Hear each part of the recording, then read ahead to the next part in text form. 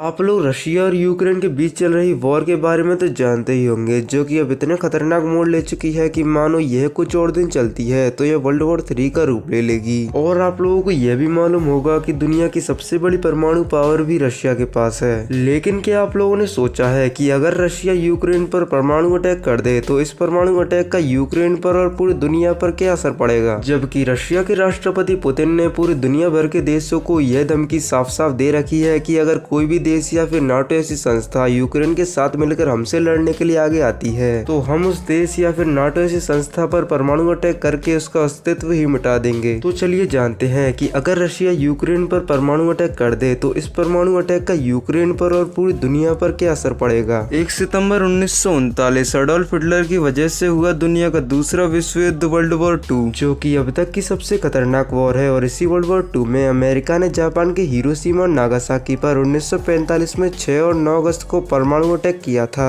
और इस परमाणु अटैक में 80,000 से भी ज्यादा लोगों की मौत और 2 लाख से भी ज्यादा लोग घायल हुए थे। और जो भी इंसान इस परमाणु अटैक को लगभग 100 किलोमीटर दूर से भी बिल्कुल लाइव देख रहा होगा, उस इंसान ने भी अपनी आंखों की रोशनी हमेशा के लिए खो दी होगी। और आज भी हिरोशिमा और नागासाकी जैसे शहरों के लोगों में परमाणु बम की रेडिएशन का असर दिखता है। और अमेरिका ने पहला परमाणु बम जापान के हिरोशिमा शहर पर 6 अगस्त को छोड़ा था। और जो परमाणु बम हिरोशिमा शहर पर छोड़ा गया था उसका नाम लिटिल बॉय था। और 1 किलोमीटर के दायरे में भयानक तबाही हुई। और इस परमाणु अटैक के 3 दिन बाद ही अमेरिका ने दूसरा परमाणु अटैक जापान के नागासाकी शहर पर 9 अगस्त को किया। इससे आपको यह तो मालूम ही चल गया होगा कि वर्ल्ड वॉर 2 के समय हिरोशिमा और नागासाकी पर किया गया परमाणु अटैक कितना ज्यादा खतरनाक था। लेकिन अब आप सोच रहे हैं कि रशिया यूक्रेन पर परमाणु अटैक करता है तो यूक्रेन में उतनी ही तबाही होगी जितनी हिरोशिमा और नागासाकी में हुई थी, तो आप गलत हैं। क्योंकि जब अमेरिका ने वर्ल्ड वॉर 2 में हिरोशिमा और नागासाकी पर परमाणु अटैक किया था तो वह साल था 1939। और आज इस घटना को 80 साल से भी ज्यादा समय बीत चुका है। और इन 80 सालों में दुनिया काफी ज्यादा एडवांस हो चुकी है। नई नई मशीनें बनाई जा रही हैं, नए नए हथियार बनाए जा रहे हैं। और जब टेक्नोलॉजी इतनी ही आगे जा चुकी है तो परमाणु बम भी पहले की तुलना में और भी ज्यादा जानलेवा और खतरनाक है। और आपको जानकर आश्चर्य होगा कि रशिया हर साल अपनी न्यूक्लियर पावर और आर्मी पर $76 बिलियन